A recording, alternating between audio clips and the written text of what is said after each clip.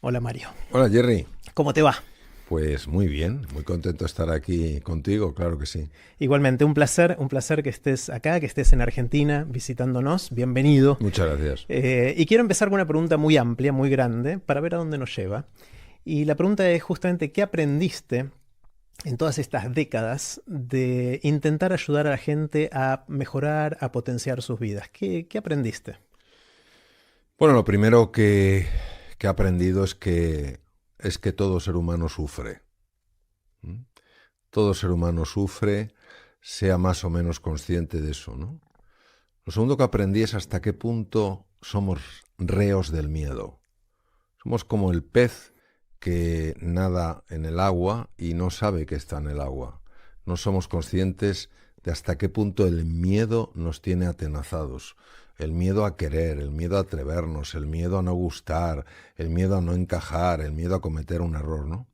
Lo tercero que aprendí es que todos estamos en un viaje del héroe, de la heroína, intentando reencontrarnos con nuestra esencia, con nuestra verdadera naturaleza.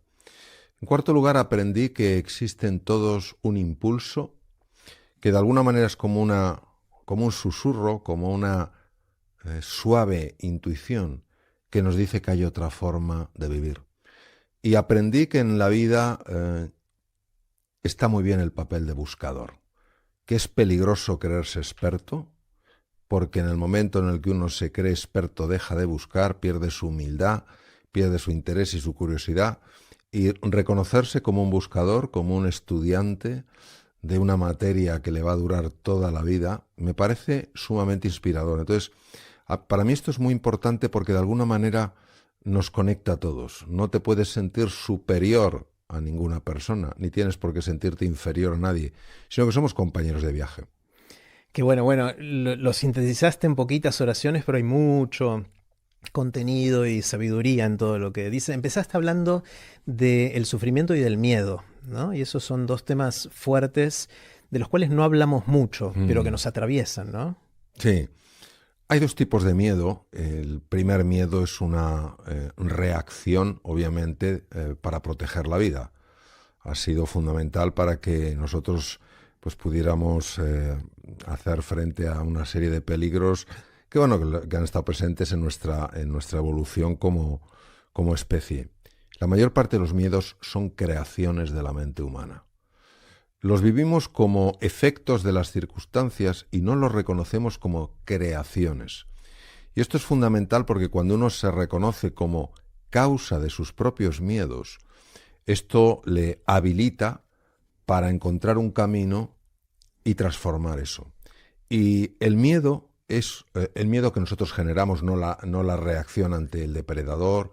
El miedo que nosotros generamos es consecuencia de la falta de amor. ¿Mm? Cuando una persona realmente no ama la vida, no ama a los demás, no se ama a sí mismo, a sí misma, en ese momento le está abriendo un espacio al miedo. Ahí es curioso porque durante mucho tiempo uno pensó, o yo pensé, que el opuesto al amor era el odio, hasta que llegué a la conclusión de que el opuesto al amor es el miedo. Entonces, donde está el miedo, está la falta de amor. Por ejemplo, Albert Einstein decía que había una pregunta que era la más importante. Albert Einstein amaba las preguntas. No debemos olvidar que la teoría de la relatividad es la consecuencia de darle vueltas durante 10 años a una pregunta que él se hizo con 11 años.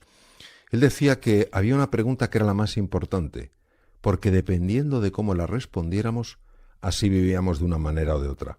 La pregunta de Albert Einstein era: ¿vivo en un universo hostil o en un universo amigable, amoroso? Si yo creo que vivo en un universo hostil, tendré inmediatamente miedo, porque me sentiré pequeño, insignificante, estaré constantemente en alerta o en alarma.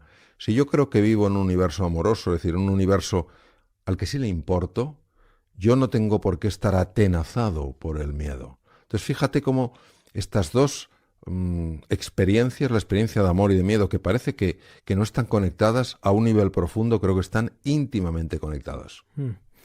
Eh, es, Todas son cosas que hacen sentido, pero es difícil de trasladarla a la vida de uno, ¿no? Estas cosas son cosas que uno lo escucha y dice, sí, sí, Mario tiene razón, pero la verdad que no actúo así, actúo de otra manera, Tú ¿no? fíjate, como cirujano, yo ejercí la cirugía general y del aparato digestivo 26 años. Yo quiero que te imagines una cosa muy sencilla, Jerry. Un enfermo va a entrar en quirófano y se le va a someter a una operación compleja porque tiene una patología importante. Imaginemos un tumor maligno, grande, cercano a estructuras vitales, etcétera, ¿no? Ese enfermo tiene miedo, de hecho eso se llama angustia.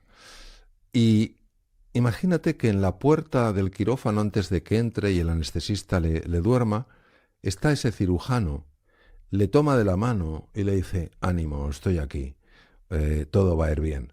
Eso es un gesto de amor. No pensemos solo en el amor romántico, eso es un gesto de amor. Inmediatamente baja el miedo. Mm. ¿Cómo lo sabemos?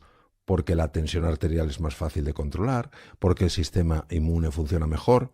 Cuando el miedo está presente, la tensión arterial se dispara y el sistema inmune se desploma. O sea, fíjate qué cosas tan sencillas podemos hacer todos para reducir el miedo de los demás. Cuando alguien se siente querido, valorado, apoyado y acompañado, inmediatamente baja el miedo. Si el miedo más profundo que tiene el ser humano es el miedo a la soledad, ese es el miedo más profundo. Entonces, en el momento en el que tú sabes que a alguien le importas, en ese momento el miedo se desploma. Además, fíjate qué cosa más bonita. Hay una hormona que se llama el cortisol. Yo llevo hablando del cortisol muchos años porque es una hormona que la he tenido que tener muy presente, dado que es la hormona del estrés crónico, ¿no? El cortisol, cuando no se libera de una forma fisiológica, de una forma natural, siguiendo los ritmos circadianos alrededor del día, cuando no se libera así, es una hormona peligrosa, porque es una hormona que empieza a producir una serie de efectos en el cuerpo que son bastante lesivos. La oxitocina es la hormona del amor. Es decir, se libera oxitocina siempre que una persona se siente querida, valorada, apoyada. Un pequeño gesto, poner la mano sobre la otra persona. La oxitocina corta radicalmente el eje del estrés. Entonces fíjate cómo, de alguna manera, hasta a nivel biológico, se ve cómo el amor es el antídoto natural contra el miedo. Otro ejemplo. La doctora Elizabeth Kubler-Ross ganó el Premio Nobel de Medicina en el año 2009 por el descubrimiento de una enzima llamada telomerasa que lo que hace es alargar los telómeros. Los telómeros son estructuras en los extremos de los cromosomas y estas estructuras son fundamentales para que el DNA, el ADN que está geométricamente dispuesto de una manera, no cambie su geometría, porque si cambia su geometría la célula no se puede dividir. Esta mujer sabía que las cifras adecuadas de telomerasa son fundamentales para reparar el telómero y que no se haga demasiado cortito, con lo cual la célula no se repararía. Pues se dedicó a buscar hasta qué punto había una relación entre el amor y la longitud de los telómeros. Wow. Entonces ella trabajó y trabaja en el Caltech, Instituto Tecnológico de California, en Pasadena, una institución de prestigio mundial, y buscó mujeres, madres que tenían hijos con discapacidades severas. Madres que tenían que hacer frente prácticamente en solitario a la situación tan compleja y los desafíos que planteaban sus hijos. Madres, obviamente, pues que tienen miedo. Miedo porque no saben lo que va a suceder. Miedo porque no saben cuál será el destino de sus hijos. Múltiples miedos. Entonces, estas madres no se conocían. Elizabeth Kubler-Ross las invitó de forma independiente a participar en un estudio. Ella les sacó sangre para medir la cifra de telomerasa y también midió en las células la longitud de los telómeros. Y a pesar de que todas ellas, o muchas de ellas, eran mujeres relativamente o bastante jóvenes, el telómero no correspondía a su edad. Era más corto, es como si estas mujeres fueran mayores. Y las cifras de telomerasa eran más bajas, es decir, la telomerasa no podía reparar el telómero porque había poca telomerasa en la sangre. Entonces a ella se le ocurrió, lo que es la intuición y lo que es la visión, se le ocurrió conectar a estas mujeres, que se conocieran, que pudieran sentirse comprendidas, que pudieran sentirse apoyadas. De hecho, se hicieron muy amigas. De nuevo que estamos hablando del amor. Uh-huh. Cuando unos meses después las volvió a visitar y las sacó sangre, los telómeros ya tenían un tamaño normal y las cifras de telómeros eran normales. Entonces yo creo que todos podemos hacer cosas para reducir el miedo de los demás. Y reduciendo el miedo de los demás, reducimos nuestro propio miedo. Fíjate que cuando tú haces algo por una persona, no solo se libera oxitocina en la otra persona, es que se libera oxitocina en ti e incluso en las personas que lo están observando. Por eso el amor es contagioso.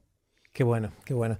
Mencionaste también esta idea del camino del héroe, ¿no? Y de que estamos buscando algo que no se sabe qué es y que quizás le enfocamos mucho la vida, es mi interpretación, a un destino en lugar de un trayecto, ¿no? Cuéntame un poquito más de eso.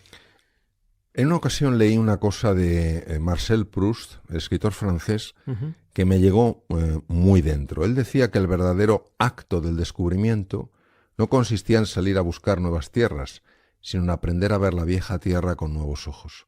Es decir, de alguna manera, nosotros estamos buscando fuera lo que solo se puede encontrar dentro. Es como si pensáramos que lo que hay en nuestro interior no puede ser demasiado bueno, no puede ser demasiado valioso. Entonces, en lugar de enfocarnos en el ser, que es lo interno, nos enfocamos en el tener, que es lo externo. Entonces, ¿qué ocurre? Que muchas veces, después de años de buscar en el exterior, de tener y de tener, uno se pregunta por qué sigue teniendo semejante vacío existencial. Y es que los vacíos del ser no se pueden rellenar con el tener.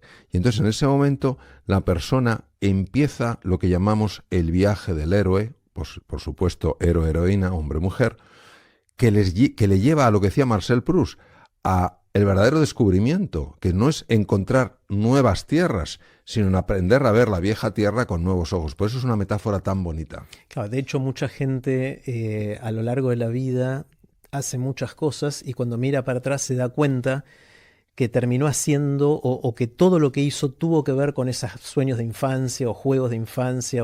Entonces volver a casa también tiene ese sentido, Sí. ¿no? De volver al hogar. Sí, hay una película, bueno, y estamos en un marco estupendo para hablar de películas, de Orson Welles, que se llama Ciudadano Kane. Ciudadano Kane es la historia, empieza con un niño, unas navidades, en una cabaña sencilla, la casa de su familia, y esa especie como de objetos que los agitas y es como si fuera nieve, ¿no? En un momento en que está nevando, y pone Rosebud. Entonces este niño empieza a crecer y se convierte en un verdadero potentado, un hombre súper exitoso, Ciudadano Kane, un reflejo, y por más que consigue, da la sensación de que siempre está por dentro vacío. Y al final, cuando va a morir, a pesar de todos los éxitos, está diciendo algo y una persona se acerca para preguntarle qué dice, y dice Rosebud. Y ahí termina. Es decir, en el fondo, lo que él añoraba era esa experiencia que había tenido de niño, en el cual de alguna manera aquel sencillo objeto le conectaba con lo profundo, con lo esencial, con la naturaleza. ¿Cuáles son tus objetos de niño? ¿Te acordás? Yo lo que recuerdo es que para mí la vocación de reducir el sufrimiento humano a edad temprana se convirtió en mi misión. ¿A qué edad? Porque suena algo como de adulto esa No, frase. no, a mí me ocurrió en un momento en el que fui consciente del dolor de muchas personas y me pareció que la medicina era el camino natural. Entonces sigue siendo mi propósito en mi vida, en la vida, sigue siendo mi para qué. Después de 26 años como cirujano y también estudiando estos temas que tienen que ver más con la mente humana, toma un giro y se orienta mucho más a ayudar a las personas a conectar con su esencia. Y en el fondo, conectar con tu esencia es reducir el sufrimiento. No podemos reducir el dolor propio de la naturaleza humana porque tenemos un cuerpo físico y el cuerpo, pues te das un golpe, te haces una herida, lo que sea, ¿no? Pero el sufrimiento lo genera la mente humana y realmente ese sufrimiento sí puede ser evitable. Y por eso se convirtió en un momento determinado en otra dimensión de aquello que para mí era el propósito en la vida. Y es muy curioso porque han pasado ya muchos años, pues cerca de 24, si no recuerdo mal, y es curioso como muchas personas que padecen o han padecido enfermedades o han tenido dolencias, en el momento en el que empiezan a deshacerse de un sufrimiento que era fundamentalmente anímico, te dicen que están mucho mejor físicamente. Y eso es porque todo está conectado, es decir, el ser humano tiene una dimensión física, es incuestionable, tiene una dimensión mental, es incuestionable, y tiene una dimensión espiritual.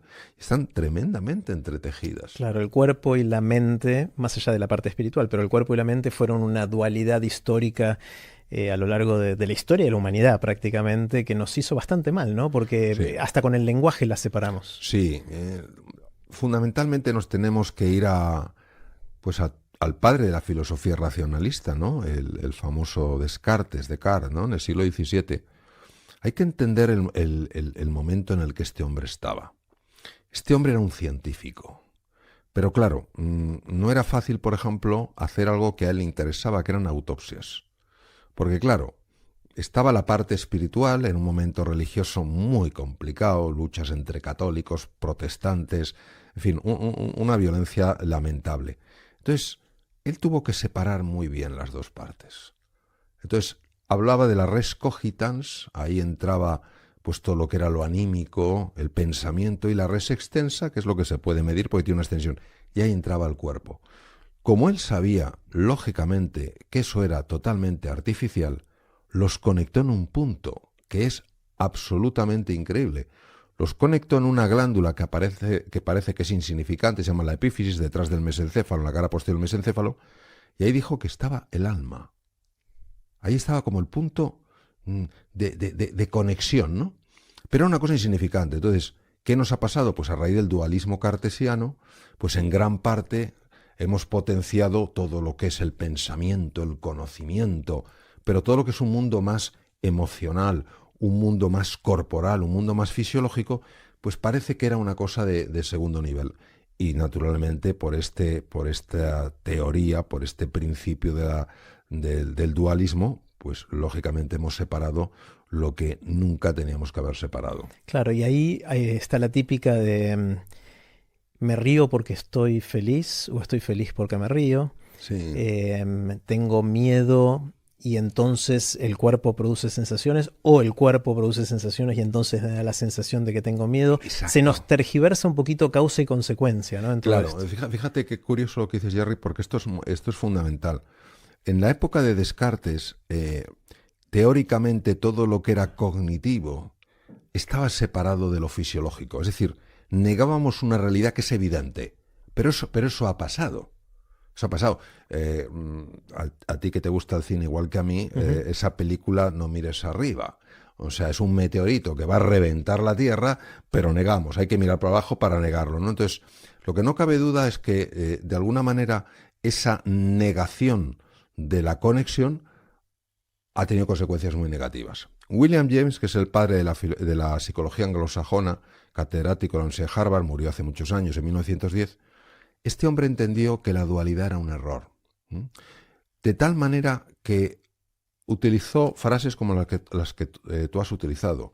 El pájaro no canta porque es feliz porque canta. Fíjate, la felicidad teóricamente tendría que ser algo más cognitivo, pero aquí es por algo más fisiológico, porque está cantando. Dijo, atrévete a pesar de tu miedo y te sentirás valiente.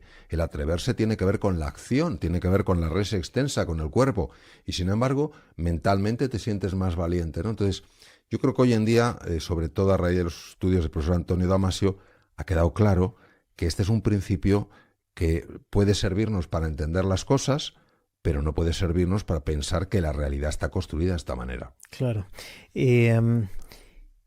Entiendo que tu objetivo es ayudar a la gente a descubrir estas cosas y a mejorar sus vidas. Uno lo puede hacer dando conferencias, escribiendo libros, y ¿la gente cambia así? Sí. Esa es una pregunta que yo me hice cuando me planteé dar el salto, dejar la cirugía después de 26 años. Y me planteé varias cosas, y la principal fue, yo en la cirugía he visto sin duda cambios muy importantes. Una persona te viene con un tumor en el colon, le quitas el tumor Y en la mayor parte de los casos la persona está curada. O por lo menos, si no está curada, alargas la vida. Y en algo que tiene que ver con la palabra, realmente se producirán cambios. Y para mí era una pregunta cuya contestación no tenía. Ya llevo 24 años y puedo asegurar, pero vamos, no sabes de qué manera, que claro que las personas cambian, porque te lo dicen. Aquello me cambió radicalmente la vida. Fíjate, en una ocasión me pidieron moderar una mesa en la cual había un psiquiatra, había un psicólogo muy conocido, había un filósofo y había un magnífico cirujano cardíaco. De hecho, era el cirujano cardíaco que había hecho el primer trasplante de corazón artificial en un determinado lugar. Había operado a un prematuro de un problema de corazón. O sea, era un fuera de serie. Y de repente se nos acercó un señor y me vino a dar las gracias. Me dice, vengo a darle las gracias. Y digo, ¿por qué? Dice, porque yo pesaba... Era un señor de una estatura muy corta, ¿no? Dice, yo pesaba 150 kilos. Y el cirujano cardíaco dice, imposible. Porque era un señor de estatura muy corta y se le veía delgadito. Digo, ¿de verdad? Y dice, sí, he traído las fotos. Y nos enseñó las fotos y claro, era un señor que estaba hinchado como un balón de reglamento. Digo, ¿pero esto cómo ha sido? Dice, no, yo me he operado. O sea, esto es con dietas súper difíciles. Me he operado, pero yo tomé la decisión a raíz de una conferencia suya que escuché. Wow. Entonces, ahí hay un cambio, o sea, todo el mérito lo tiene esa persona, pero esa persona llevaba padeciendo los riesgos extremos de la obesidad mórbida, que es en sí una enfermedad, y de repente hizo clac. También me ha ocurrido personas, pues el día pasado estuve en una isla preciosa, que es Tenerife, dando una conferencia, y me contaba una persona, se acercó, que había tenido una caída de caballo, había tenido un problema neurológico severo y que ciertas cosas en relación a lo que tenemos las personas en nuestro interior le estaba realmente ayudando. Y luego se me acercó una amiga de él y me dijo, este hombre no salía de casa. Y a raíz de escuchar este tipo de cosas, que en el fondo, repito, si lo importante no es lo que digo yo, lo importante es lo que la gente tiene. Yo soy un humilde despertador que quiero hacer despertar eso. Dice, ya, es que sale y no sabe eso lo que le está ayudando. Entonces, naturalmente que las personas cambian. Lo que pasa es que muchas veces, cuando hablamos de cambio, queremos que una persona cambie en todas las dimensiones de su vida. Pero para esa persona, esos cambios son cambios muy significativos en su vida. Y por eso, después de estos años, puedo decirlo con absoluta convicción y alegría. Pero fíjate, en una ocasión estábamos firmando libros, y había otro ponente, no era yo, que les había hablado también de cosas con un abordaje diferente, pero cosas parecidas a los que ya había hablado yo. Y yo escuché decirle a él, gracias a usted no me he suicidado. Wow. Entonces, quiero decirte que eso es un cambio muy importante, porque alguien que había perdido la ilusión por vivir, de repente la recupera. Y no me lo dijo a mí, se lo dijo a la otra persona. Entonces, yo creo que sí que tenemos que tener esa confianza en que las personas, naturalmente que podemos cambiar. Ahora, necesitamos llegar a un punto en nuestra vida en el que realmente encontremos una insatisfacción inspiradora. Es decir, que digamos, estoy harto de estar harto. O que notemos algo que nos diga, me estoy perdiendo algo extraordinario en mi vida. Entonces, en ese momento haces clic. Y cuando haces clic, naturalmente que cambias. Cuando no cambias es cuando empiezas, bueno, no sé, déjame que lo piense, voy a ver si lo hago, no lo hago. Te falta esa fuerza motriz. Pero cuando haces clic, vaya que sí cambias. ¿Sientes que ayudaste a más gente con el bisturí o con la palabra? O con la palabra, sin ninguna duda. No, la diferencia es muy grande porque, yo te voy a explicar por qué, Jerry, no solo por el número de personas. Claro, yo como cirujano solo podía operar a una persona a la vez y ahora pues puedo estar con foros muy grandes. Es que he observado una cosa curiosísima. Imagínate, un enfermo está bien, empieza a tener una serie de síntomas, signos, va al médico, va al cirujano, el cirujano le hace una serie de estudios y le diagnostica, por ejemplo, un tumor de colon, porque yo opero mucha cirugía de colon. Uh-huh. Claro, en ese momento el mundo de esa persona se derrumba. Operas ese tumor de colon, te llega el resultado de anatomía patológica pillado a tiempo, está curado, notición, alegrón. Al cabo de un tiempo se lo olvida y vuelve a lo anterior. No hay muchas personas que después de este tipo de situaciones decidan vivir de otra manera. Ahora bien, si tú llegas a la parte esencial, si tú llegas al corazón de una persona, no solo a su dimensión fisiológica, sino a su corazón, ahí se pueden producir, sin duda, lo hemos visto, transformaciones permanentes. Es increíble el poder de la palabra, ¿no? Oh. En general en nuestra vida nos forma, nos define, somos palabra, en el sentido más amplio de la palabra, justamente. Y cómo la palabra correcta o incorrecta puede cambiar y hacer que nuestra vida se bifurque en direcciones muy distintas y seamos personas distintas, ¿no? Cada vez que lo pienso me asombra muchísimo, ¿no? Sí, no podría estar más de acuerdo, Jerry, porque creo que ahí cometemos dos errores importantes en la línea de lo que hablamos. Primero, pensar que lo que pensamos no tiene consecuencias. Y segundo, que lo que decimos tampoco tiene tanta importancia. Hoy sabemos perfectamente que lo que pensamos afecta a lo que sentimos. Y lo que sentimos afecta a lo que sucede en nuestro cuerpo. Y sabemos que la palabra, lo has dicho tú antes, la palabra tiene la capacidad de sanar o de enfermar. Entonces, es importante conocer esto para que seamos más vigilantes a lo que pensamos y a lo que decimos, y no estar constantemente dándole vueltas a pensamientos negativos, a pensamientos perturbadores, a pensamientos llenos de resentimiento o de preocupación, ni soltar palabras según nos venga en gana. Darnos cuenta de que tenemos ese poder de influir, y con el poder va siempre la responsabilidad. Como el hombre araña. Exactamente. ¿Cómo fue que pegaste el salto del quirófano a la palabra? ¿Cómo? Bueno, fue porque a lo largo de varios años los enfermos me empezaban a decir, mis enfermos me empezaban a decir que lo que yo compartía con ellos les estaba cambiando la vida. A mí la verdad es que no entendía muy bien. Sí, doctor, no solo es que estamos llevando mejor la enfermedad, sino que nos están cambiando aspectos muy importantes en la vida. Pues la forma en la que trabajo, las relaciones con mi familia. Yo, la verdad, me parece una cosa curiosa, anecdótica y no más allá. Entonces empezaron a venirme algunos enfermos que de forma esporádica me decían: oiga, doctor, usted esto que nos comparte y que nos ayuda, ¿por qué no lo lleva a las empresas? Entonces dije: yo, las empresas, yo en una empresa no tengo nada que hacer. Como diciendo, me dijo, porque me decían, la gente en las empresas sufre mucho, usted les podría ayudar tanto. Entonces ya llegué a incomodarme, no lo digo con orgullo, empecé a incomodarme, dice, pero ¿yo qué tengo que ver con la empresa? Pues bueno, pues yo lamento que sufran, pero mi mundo está en el quirófano. Y entonces ocurrió un hecho que fue totalmente diferencial.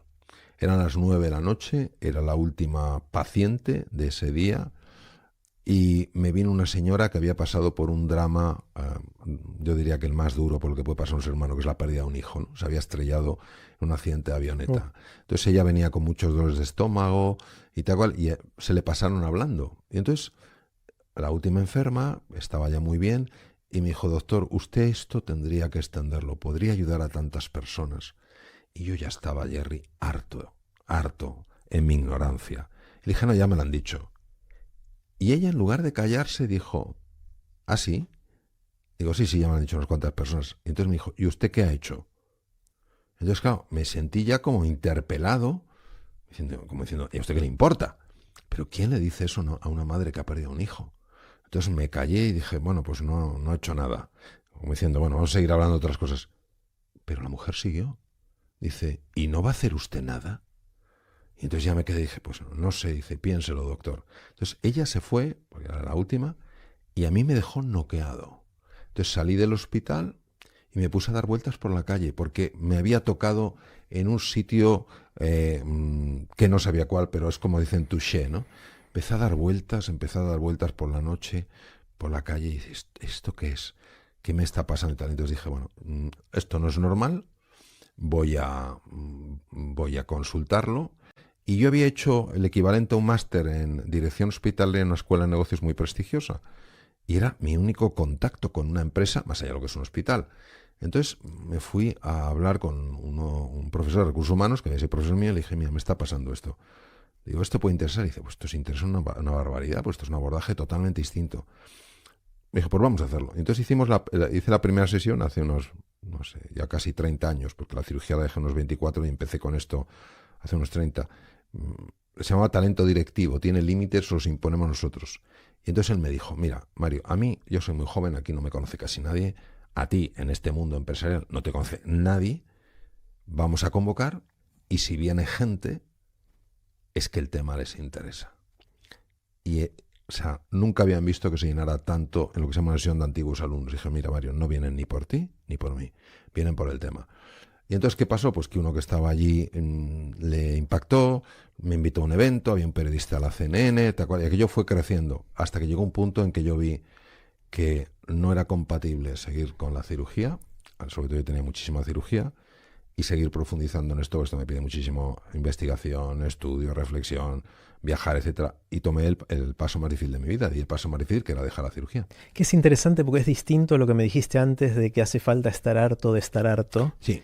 Porque fue esta señora que te lo sembró de alguna manera, ¿no? Sí, el hartazgo no vino desde adentro. Sí, esa señora, por eso te digo que tú puedes dar el salto o porque estás harto de estar harto o porque ves que hay una forma diferente, mejor de llegar, de vivir. Entonces, esta mujer, de alguna manera, lo que hizo fue hablarme de otra dimensión en la capacidad de ayudar. Entonces, bueno, ocurrió aquella sesión, fue la primera que di, después hubo otras, pero eran como muy esporádicas. Hasta que, claro, que yo fui creciendo, porque empecé como hace unos 30 años, lo de esta señora fue hace unos 30 años, estuve como 6 años pues dando cosas esporádicas, pero viendo el impacto que esas cosas iba teniendo y lo que me iba pasando a mí. Entonces en ese momento pues fue cuando a mí me gustaba mucho la cirugía, cuando tomé ese paso, ¿no? de dar el salto, ¿no? Mientras que cuando hacías cirugía, estabas haciendo algo que está enmarcado dentro de la ciencia más tradicional, Sí. ciencias de la salud. Cuando haces la transición a trabajar con la palabra y con la parte más blanda del ser humano, Ajá. digamos, la integración total Sí. y todo eso, entras en un lugar donde a lo largo del tiempo ha habido muchas corrientes, Sí. algunas científicas, otras no tanto, ¿no? Entonces hay mucho charlatán, mucha gente que inclusive se aprovecha de términos científicos y aplican pseudociencia para tratar de acercar gente a prácticas que no necesariamente están validadas o quizás ni siquiera son buenas. Sí. ¿Cómo es algo que te preocupa? ¿Cómo lo vives? Lo que dices es así, porque la ciencia tiene un gran prestigio. Entonces, todo lo que se apoye en la ciencia va a ser, en principio, aceptado con bastante agrado. Y esto hemos de reconocerlo. De hecho, hay una corriente filosófica que se llama el cientismo o cientificismo, es lo mismo, que apoyándose en la ciencia, presenta su ideología como si fuera incuestionable. Pero no es ciencia. Entonces, lo que dices es así. Esa es una de las razones por las cuales cuando yo me he separado de lo que es la ciencia, pues no sé, por ejemplo, estudiando con maestros Zen o cosas de ese tipo que aprende, siempre he buscado conectarlo con la ciencia. Es decir, me he preguntado, ¿hay algún laboratorio en el mundo, algún centro de investigación que esté explorando qué pasa en el cerebro cuando una persona hace meditación Zen? Y me he ido a ese sitio. O, por ejemplo, cuando he estudiado temas de mindfulness, que no es la meditación Zen, está cercana, pero es diferente. Hay alguien que realmente haya estudiado científicamente esto. Y esto no lo hago realmente para que me lo validen.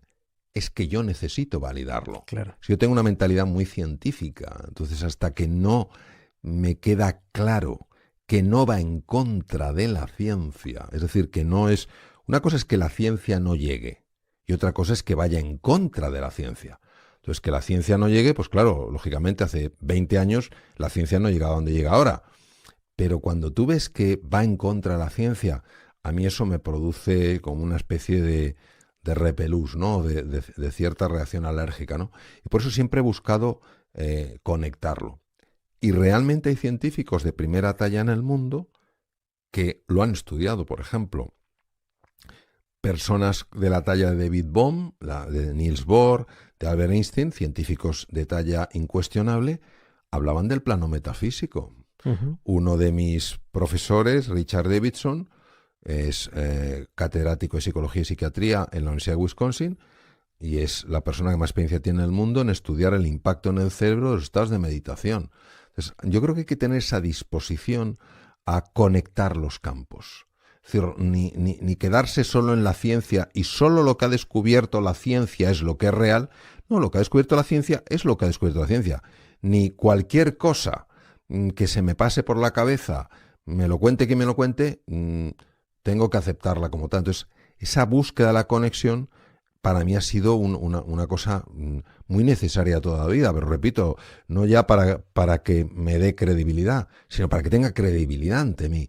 Luego, lógicamente, eso de rebote te da credibilidad, porque yo, por ejemplo, hablo a muchos médicos, hablo a científicos, hablo a ingenieros, hablo a físicos, gente, pues lógicamente, muy aterrizados, y puedo sostener lo que digo. Pero no lo he estudiado para sostenerlo, lo he estudiado para que yo me abriera a que eso era cierto. Claro. A mí lo que me preocupa mucho es que justamente como la gente siente miedo, como decíamos al principio, la gente sufre, como decías al principio, a veces tienen un grado de desesperación tan Sí, grande de acuerdo. que apenas ven algo que luce como Sí. su salvación mágica, van corriendo atrás de Sí, eso. sí. Entonces hay ciertas cosas, ciertos proxies que fui encontrando. Por ejemplo, si algo que tiene que ver con sentirnos bien tiene la palabra cuántico en el medio, a mí me da escozor.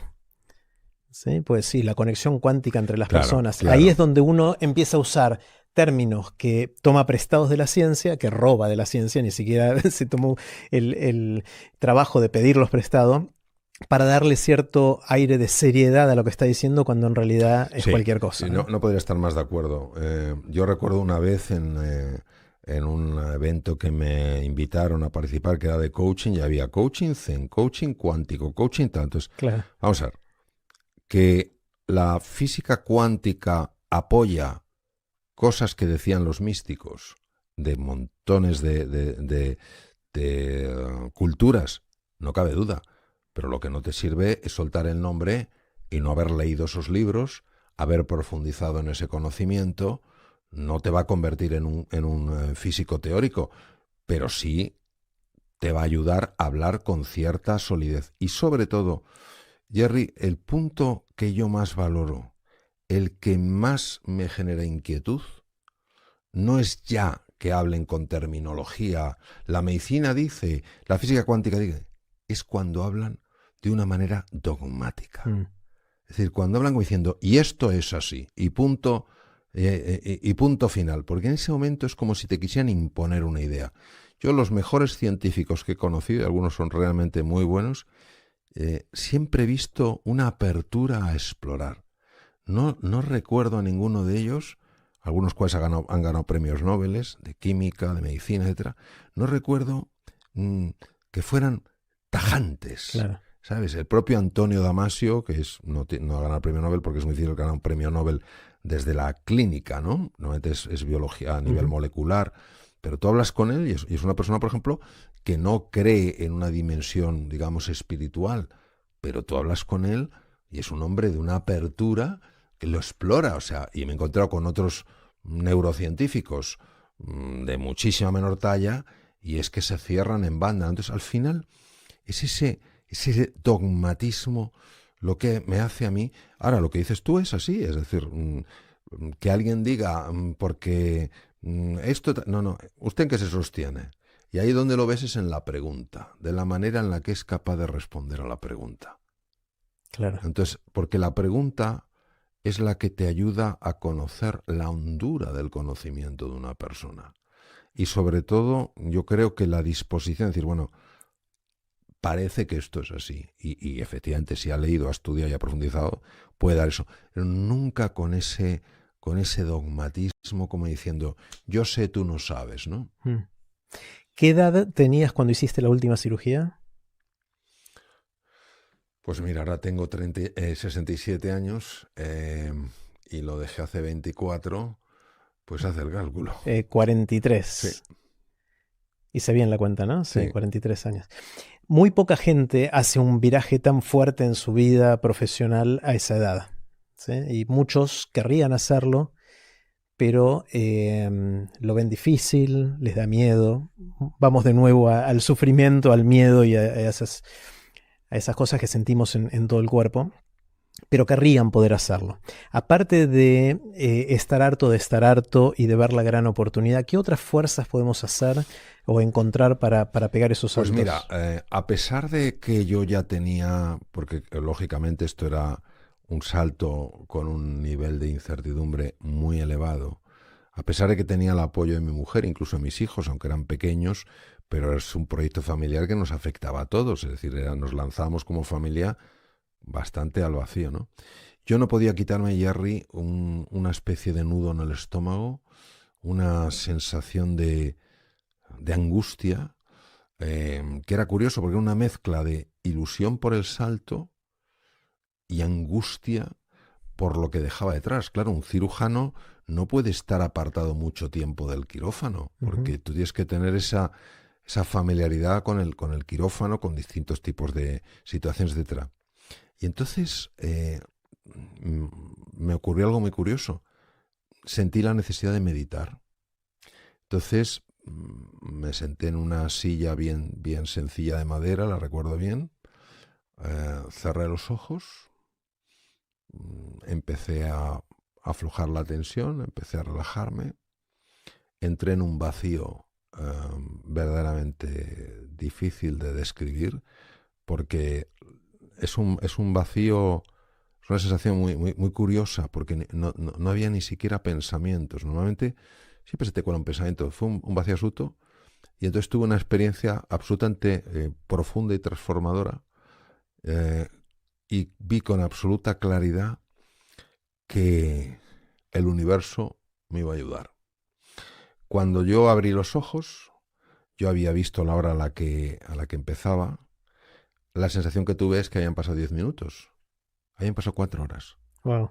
Y lo que más me llamó la atención fue que yo había entrado en ese estado de meditación con una enorme tensión, con una enorme angustia. La decisión estaba tomada, pero es como el que está decidido a tirarse en paracaídas, sí o sí, pero está que le tiemblan hasta las pestañas, ¿no? Y es que cuando salí de la meditación, tenía una paz interior, tenía una alegría, tenía una confianza de tal nivel que dije, ¿qué me ha pasado? Que he entrado de una manera y salgo de otra. Pero una de las cosas que más me llamó la atención fue la sensación de que el cuerpo me pesaba menos, como si fuera más liviano. Y esto era debido a la enorme tensión muscular que yo tenía por la angustia y que yo no era consciente de esa tensión muscular. Entonces, yo desde luego tengo un enorme cariño por la meditación, porque en ese silencio, en esa quietud, en ese vacío que parece que no hay nada, ahí es donde te vienen las inspiraciones, afloran los recursos insospechados y conectas con tu verdadera esencia. Y claro, cuando conectas con tu verdadera esencia, pues claro, sucede lo inimaginable. Y en este caso me ocurrió eso. O sea, y podríamos decir, bueno, pues qué bien, que antes estabas lleno de angustia y ahora estás lleno de paz y de tranquilidad. Bueno, ya para mí eso es un cambio fundamental. Pero es que lo interesante es lo que empezó a pasarme a partir de ese día. A partir de ese día empezaron a ocurrirme una serie de cosas absolutamente sorprendentes. Personas que se acordaban de mí y me habían visto hace 1 año y medio y que de repente me pedían que les diera una conferencia en su empresa. Digo, pero ¿cómo es posible? No sé, me ha venido tu imagen a la cabeza y no sé qué. Y empezó a pasarme cosas y dije, esto no puede ser una coincidencia. Por eso creo que, como decía Einstein, con todos mis respetos ante su conocimiento y mi ignorancia, decía, la separación que vemos entre el mundo interior y el mundo exterior es una pura alucinación de la consciencia. O si nos remontamos al siglo I después de Cristo, el gran estoico Epícteto, cuando cambio yo, todo cambia. porque no veo el mundo que es, veo el mundo que soy. Ujú. Entonces, yo creo que eso a mí me ha ayudado mucho en la vida. ¿Y sientes que es una forma para otros también? O sea, es a través de la meditación, Por la supuesto, por introspección. supuesto. Mira, la meditación ha sido estudiada desde hace 5.000 años. No empezó con el budismo, empezó en la India. Y la meditación surge del reconocimiento de que nuestra mente está agitada y que esta agitación mental no es nada buena para la persona. Mm. Genera malas decisiones, enfrentamientos, pobre salud, etc. Pero no se sabía muy bien cómo calmarla. 2500 años atrás, el hijo de los reyes de Sakya, Gautama Siddhartha, sabe esto porque él había leído los textos. En aquella época, aunque él nació cerca de Nepal, en Sakya, pero eso era la India. Entonces, sabía de estos textos, los conocía, pero nadie había encontrado un sistema realmente para calmar la mente. Primero él se va con los brahmanes, que eran los grandes eruditos, los grandes sabios, que castigaban el cuerpo.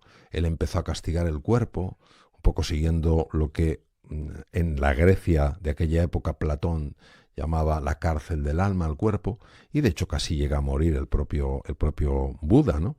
Hasta que descubrió cómo se calmaba la mente. Y esto no es una religión, esto es para todo el mundo. Tengas una religión, no la tengas, seas ateo, agnóstico, creyente, es igual. Entonces, ese silencio, esa quietud, produce cambios muy profundos en la persona. Hace unos años, por pura casualidad, se descubrieron dos redes neuronales que son totalmente distintas. Una se llama la red neuronal por defecto, es la red de la distracción. Si te das cuenta, Jerry, siempre estamos o en el pasado o en el futuro, pero difícil estar en el presente. Y se descubrió una red que se activa cuando estás en el presente, se llama la red ejecutiva central. La red neuronal por defecto está asociada a la enfermedad y a la infelicidad, mientras que la red ejecutiva central está asociada a mejora la salud, mejora el funcionamiento, en la compresión de datos, en la toma de decisiones y mejora en las relaciones. ¿Qué quiere decir? Quiere decir que tenemos que aprender a encontrar momentos de quietud, momentos de paz, momentos de serenidad, en un mundo tan ruidoso, en un mundo donde parece que no tenemos tiempo para nada, y en un mundo en el que parece que pararse es perder el tiempo. Cuando hace 30 años, algo más de 30 años, el profesor Herbert Benson, que era un cardiólogo muy afamado de la Universidad de Harvard, empezó a estudiar la quietud y su impacto en el corazón, y empezó a publicar los resultados y dijeron, pero bueno, esto es una ayuda extraordinaria, ¿no? Luego, cuando John Kabat-Zinn, hace 30 años, en la Universidad de Massachusetts, empezó a enseñar a muchos enfermos desahuciados a llevar quietud a sus vidas, y tuvo la genialidad de hacer registros médicos y empezó a demostrar mejoras en las enfermedades, mejoras en el estado de ansiedad, pues claro, ya empezaron a tomárselo muy en serio. Claro, llevan más de 30 años con investigaciones en algunos de los centros más prestigiosos del mundo, y que hemos visto que la quietud, el aquietamiento mental, la paz interior, es que es bueno para todo. Mm.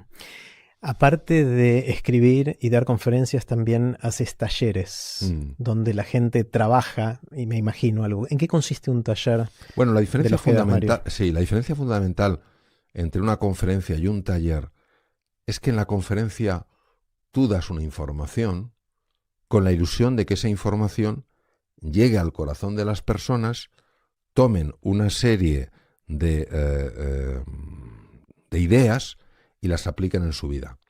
El taller, al tener una mayor duración y tener una preparación diferente, no es que no comentes unas ideas o compares unas ideas, es que hay espacio para una interacción mayor. Y esa interacción mayor, pues muchas veces permite que afloren más cosas. Entonces, la conferencia en general, pues tú tienes una idea de las ideas que vas a dar, y en general, como eres tú el que estás gestionando el tiempo, pues puedes dar esas ideas. El taller tampoco sabes lo que va a suceder, porque no sabes lo que una persona va a preguntar, lo que esa pregunta, a dónde esa pregunta nos va a llevar, ¿no? Esa es la diferencia.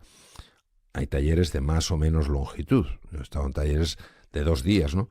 Estos talleres van a ser de 3 horas, y sin embargo, en 3 horas tú sí puedes realmente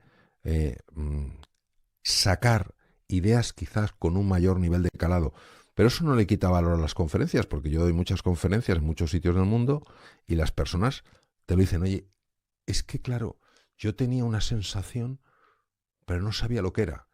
Y con ese concepto que has dado o con esa imagen que has puesto, yo le he puesto palabras a esa sensación. Y yo sé ahora cómo gestionarlo. Son como formas diferentes, ¿sabes?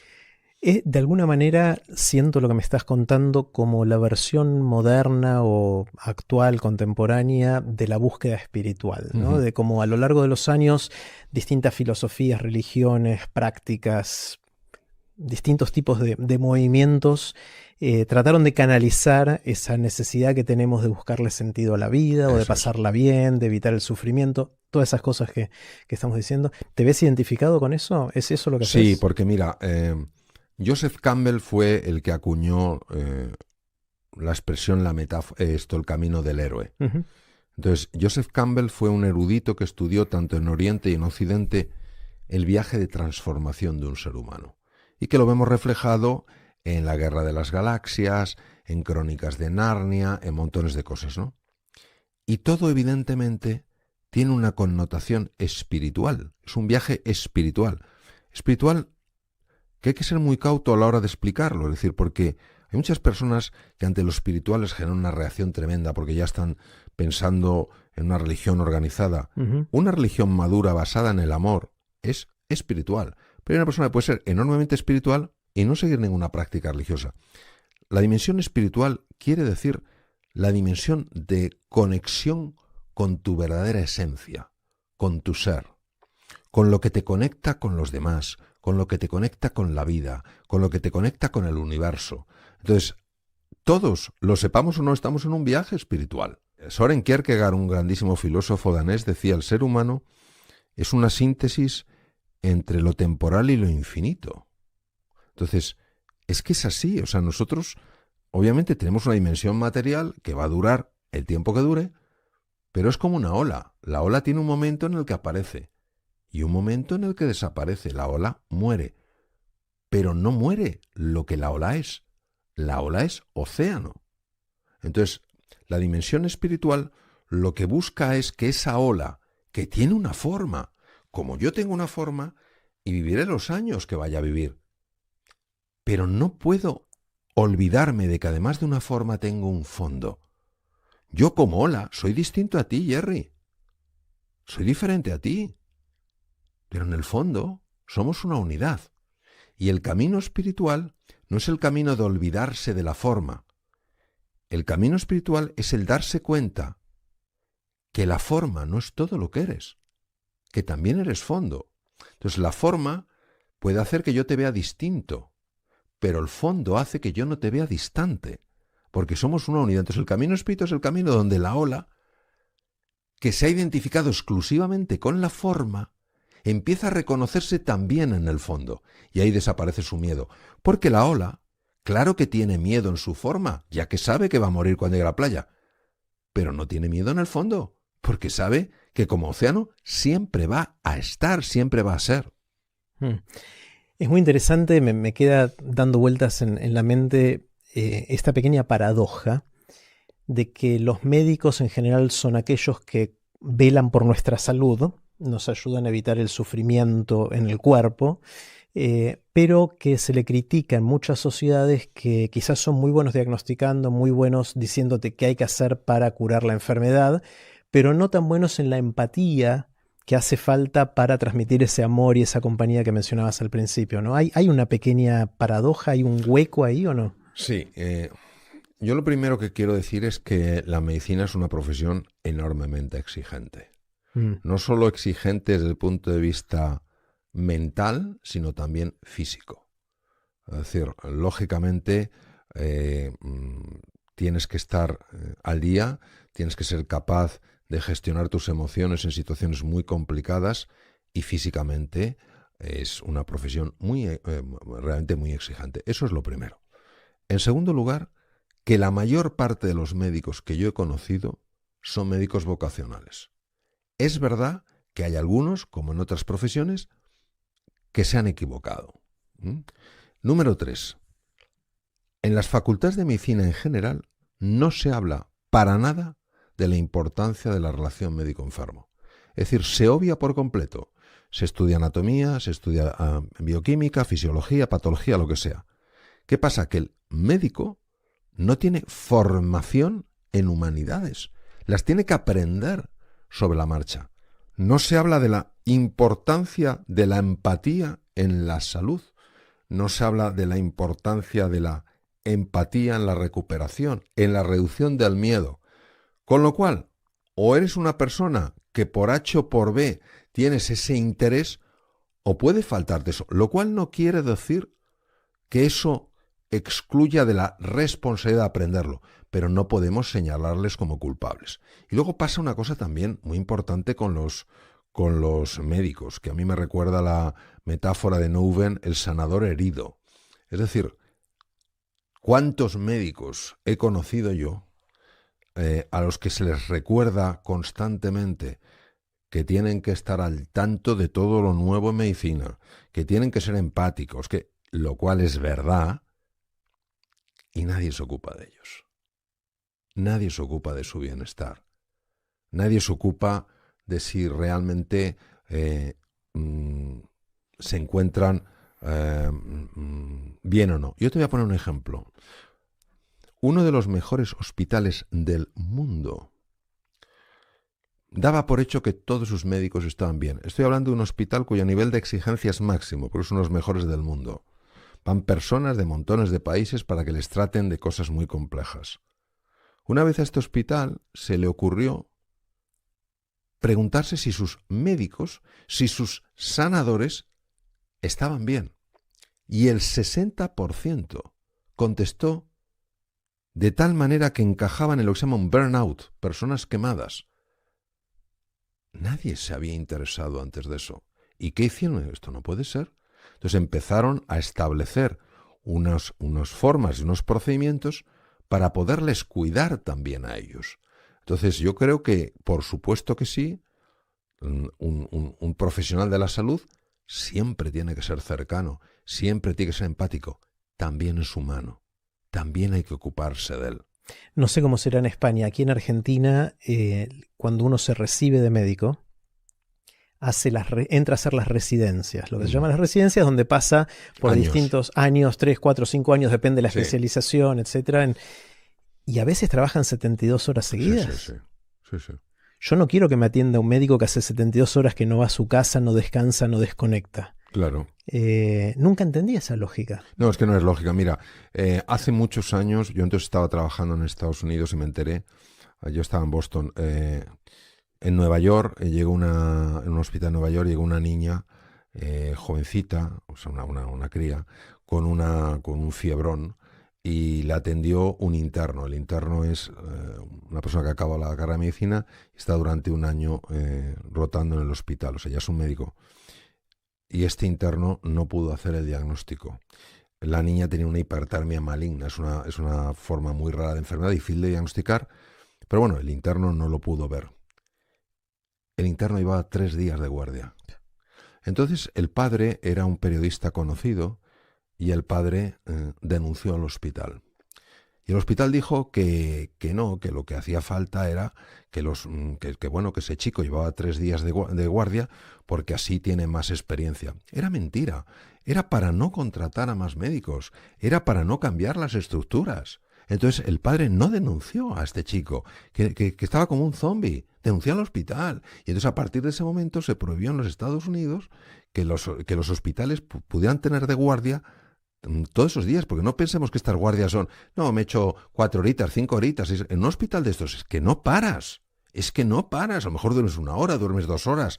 Pero claro, y todo lo que tienes que atenderlo con un nivel de foco tremendo. Entonces, son una serie de tontunas que a veces cuentan para intentar disimular una realidad. Entonces, claro, los profesionales de la salud, en general, en la mayoría, en la inmensa mayoría, son personas que quieren hacer las cosas bien porque son conscientes de la importancia de su labor. Yo no digo que haya la típica persona siesa, antipática y tal. Por supuesto que sí, pues mira, se ha equivocado desde mi punto de vista. Pero muchas veces lo que tiene es un nivel de desgaste. Mira, hace poco, yo voy a hacer una cosa para médicos próximamente en España. Una mujer jefa de servicio, es lo máximo que hay en un hospital universitario, una de las mejores especialistas que hay en España en su campo, totalmente vocacional, en una conversación privada, por eso nadie podrá saber quién es, porque no digo nombre ni hospital, nada, dijo, lo que me preocupa es que estoy perdiendo la vocación. Y claro, yo, programa de televisión que me invitaron después para hablar, conté con la misma escasa información, para que sea imposible de trazar, dije, si esta mujer, que es jefa de servicio, que ha alcanzado lo máximo en unos mejores hospitales, es una magnífica especialista, es vocacional, así siempre, y está perdiendo la vocación, ¿cuántos otros profesionales no lo estarán perdiendo? Entonces, yo creo que tenemos que verlo todo con mayor amplitud de miras y no señalar solo, no, porque usted tendría, usted debería. No, también hay que cuidarles, ¿no? O sea, todo sanador es un sanador herido. Entonces, hay que mirar las dos partes. Mario, quiero hacerte preguntas cortitas. Las preguntas son cortas, pero respuestas cortas. te tomas el tiempo que quieras. No hay límite de tiempo en la respuesta. La primera pregunta es la pregunta del viaje en el tiempo. Imagínate que tenés un amigo que inventa la máquina del tiempo. Es el sueño del chico, ¿no? De tener una máquina del tiempo y te dice, Mario, te voy a dejar que la uses una vez. Podés ir a donde y a cuando quieras. Estás un tiempito ahí y después volvés al aquí y a la hora. ¿Irías al futuro o al pasado? Al pasado. ¿A dónde? ¿A qué momento del pasado? Pues iría a conocer a Jesucristo. Wow. Sin duda.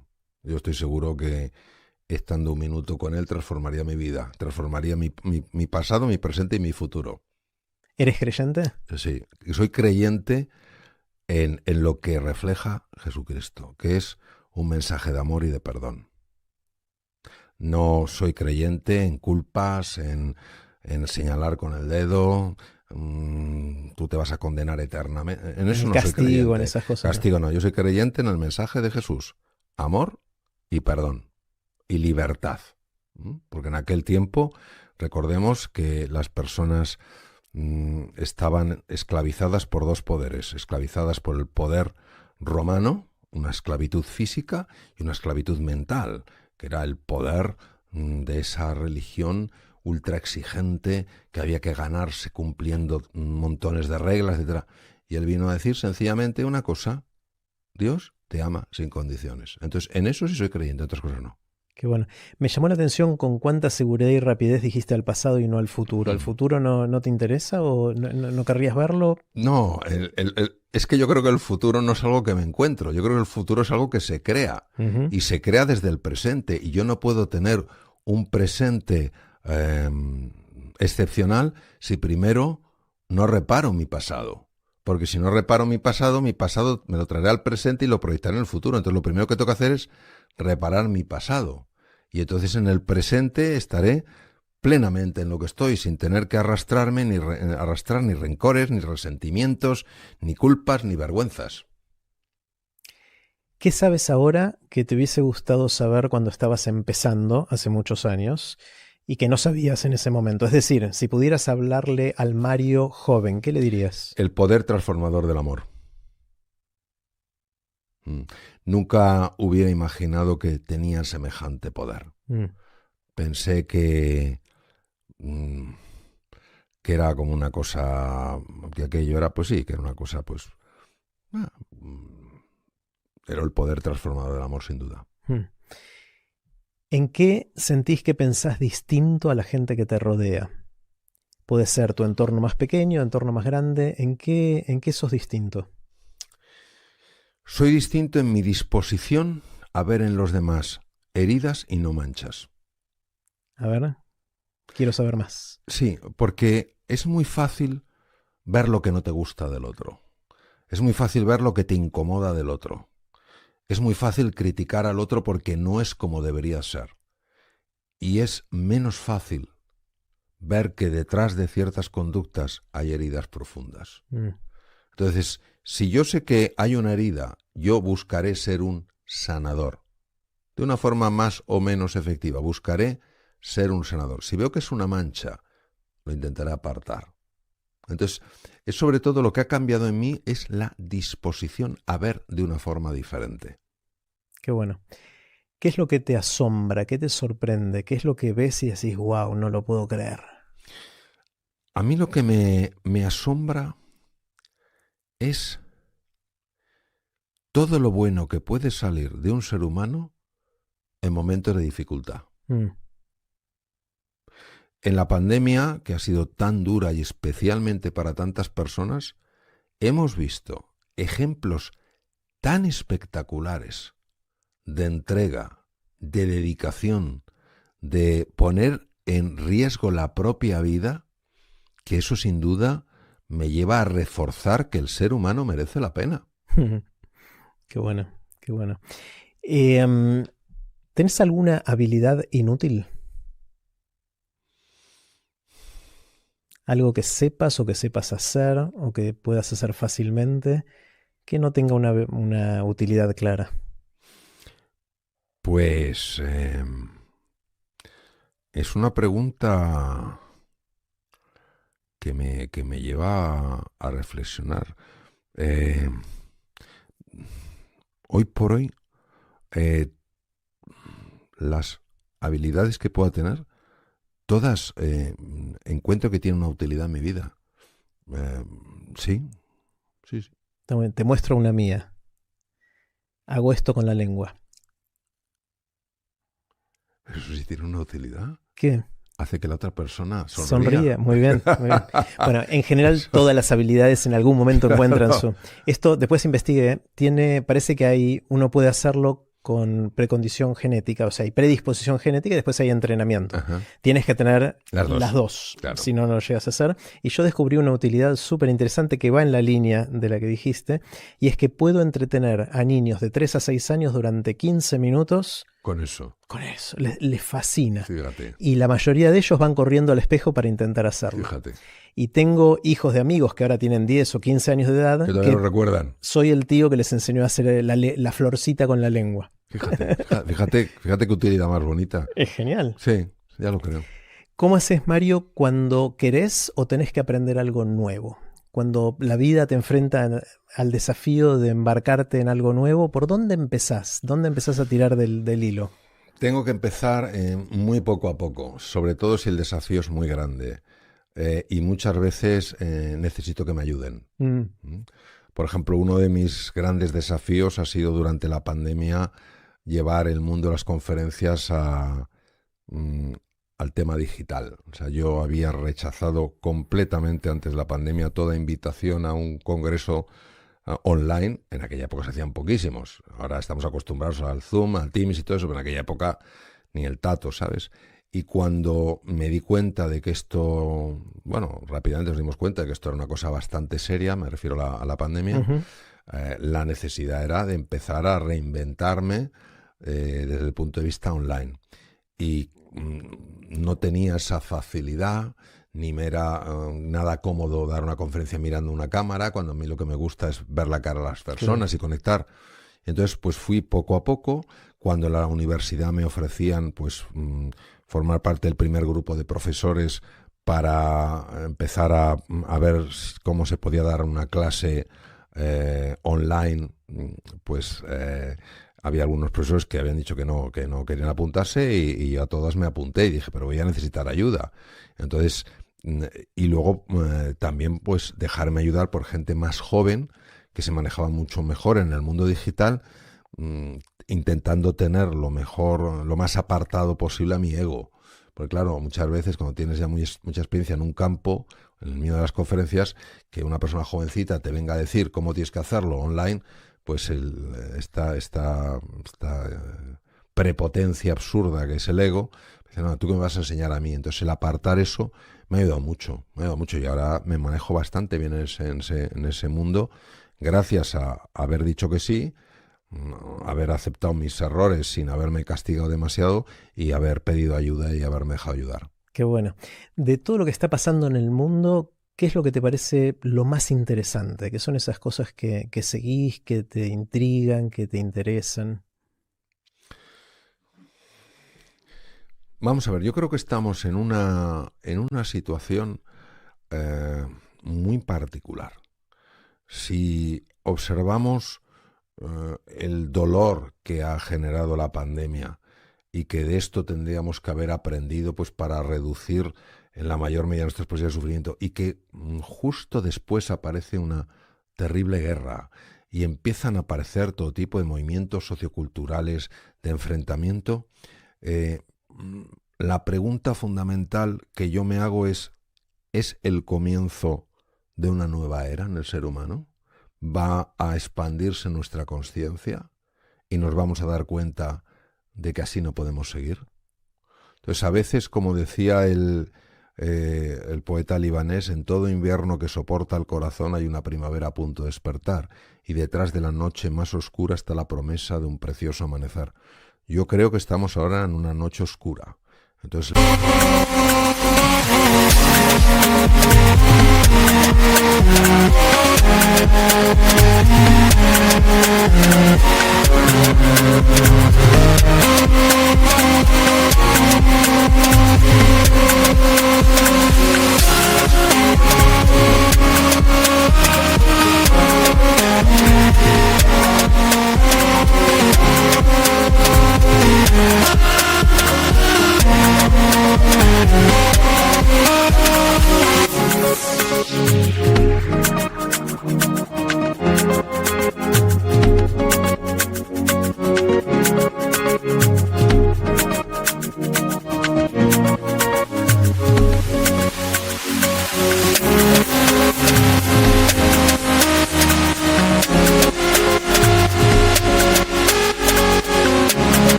la pregunta es, ¿sabremos emerger de aquí con un mayor nivel de conciencia? ¿Nos daremos cuenta de que no puede ser esto?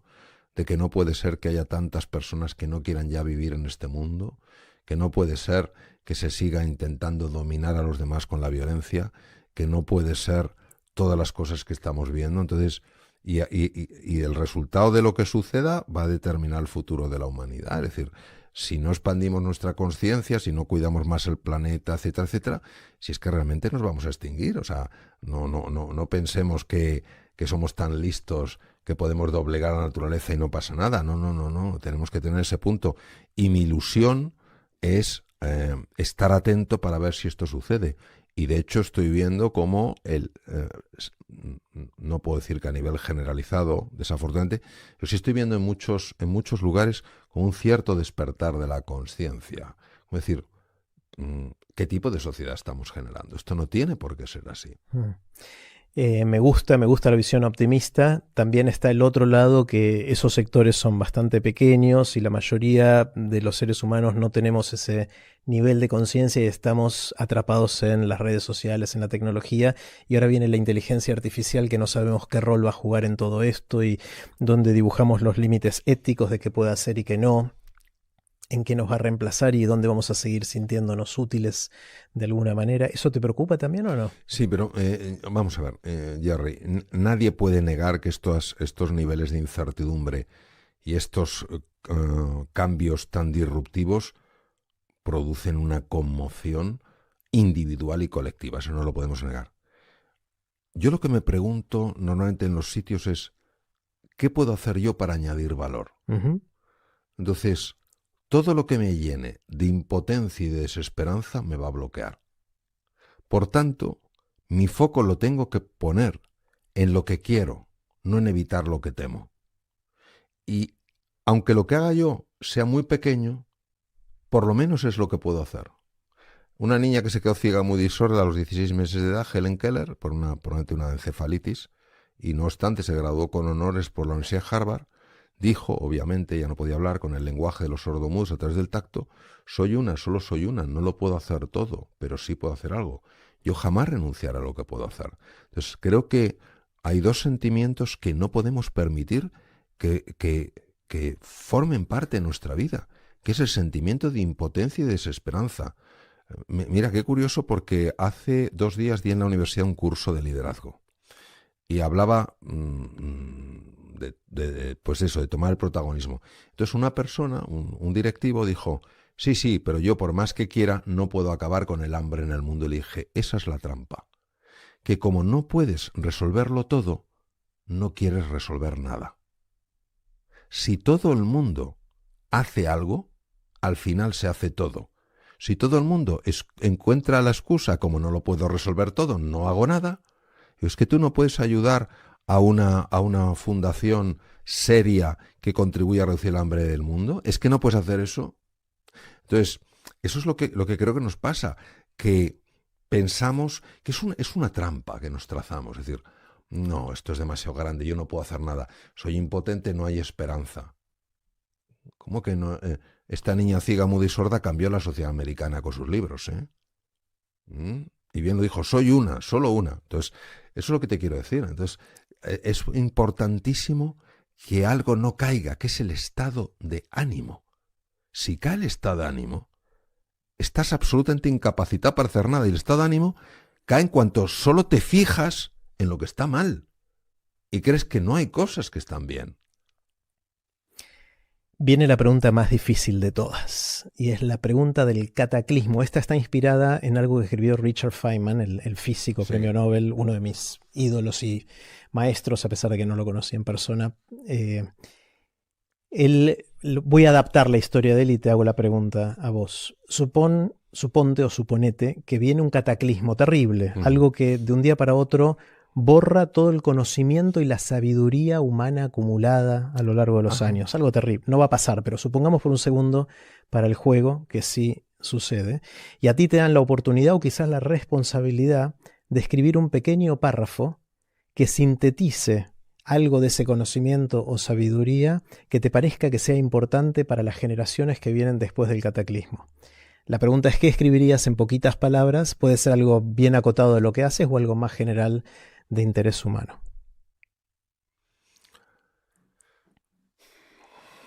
Sé que es difícil la pregunta. Bueno, es una gran pregunta. Yo escribía lo siguiente, y no es original porque lo dijo antes Gandhi. No pienses en lo que el mundo puede hacer por ti, piensa en lo que tú puedes hacer por el mundo. Yo creo que esa es la clave, porque si tú piensas en lo que el mundo puede hacer por ti, estás tomando el papel de una víctima. Si tú piensas en lo que tú puedes hacer por el mundo, estás tomando el papel protagonista, es decir, el papel de una persona que hace algo. Si tú piensas solo en lo que el mundo puede hacer por ti, vas a encontrar muchas excusas para no hacer nada.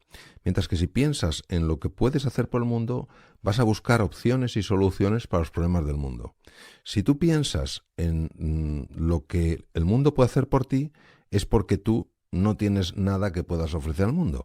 Si piensas en lo que tú puedes ofrecer al mundo, eso te obliga a una búsqueda interna, para decir, ¿qué tengo yo en mi interior que pueda ofrecer al mundo? Entonces, creo que es que cambia totalmente la polaridad.